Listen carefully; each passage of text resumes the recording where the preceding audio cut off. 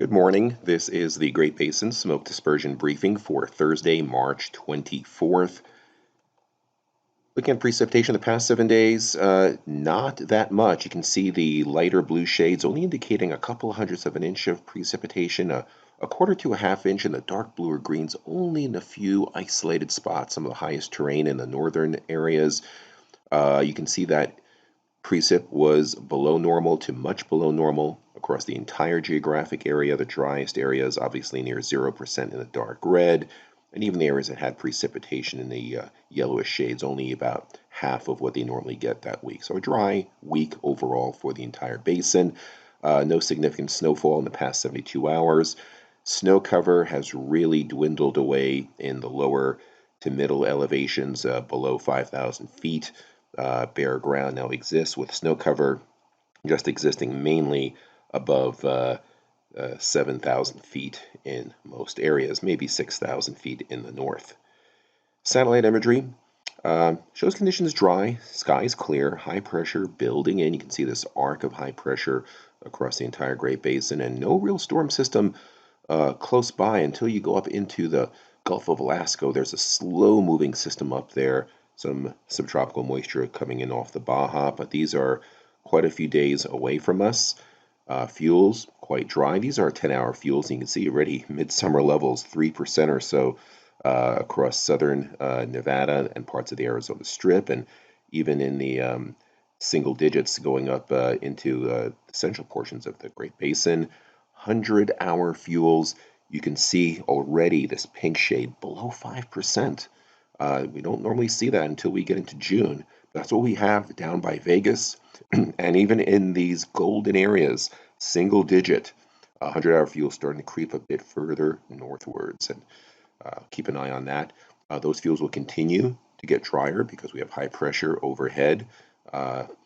Vertical mixing or overall, actually this is overall dispersion, both vertical and horizontal, pretty good in the areas you see in the white. That's because the daytime is so long. This time of year we actually get good heating and it breaks up most of the morning inversions. That's by the afternoon hours. You can see light transport winds starting to pick up in those green areas out of the southwest, maybe 8 to 15 miles per hour. On the right-hand side, vertical mixing good just about everywhere. Some very small areas of persistent inversions in some of the deepest valleys in the north. High pressure still in control on Friday. Overall dispersion good to excellent in most areas. We see the white or to the yellow. You can see the transport winds on Friday starting to pick up a bit more out of the south and southwest areas in the green, especially across the western Great Basin, and also across the higher terrain of central Idaho and parts of western Wyoming. Lighter transport winds further east you go, but great vertical mixing just about everywhere. And on Saturday, the high pressure ridge axis shifts to the eastern Great Basin. Now there's that storm system that we were talking about, slowly gathering moisture, still well offshore, very slow moving, increasing the southwest winds, excellent overall dispersion. Those winds starting to pick up now, maybe 15 to 25, maybe gusts near 30 miles per hour in the orange. We'll have to watch the southern proximity of these areas. This is where fuels are quite dry, and any type of ignition in dormant fuels has the potential to run. No precipitation in the coming 3 days. And then we can get to Sunday. Now the moisture from this deepening storm system starting to push into the far western and northwestern portions of the Great Basin, increasing humidities but also increasing winds. Elsewhere further east, that means excellent overall dispersion, and it's mainly because of the winds and increasing low pressure. Then on Monday, this storm system finally pushes through, and a lot of this moisture is going to make it across the Sierra. Maybe not heavy precipitation, but light to locally moderate, but much higher humidity. Just about the entire Great Basin. We see the areas in green. That's where we'll have cloudy, overcast skies and probably some spotty precipitation.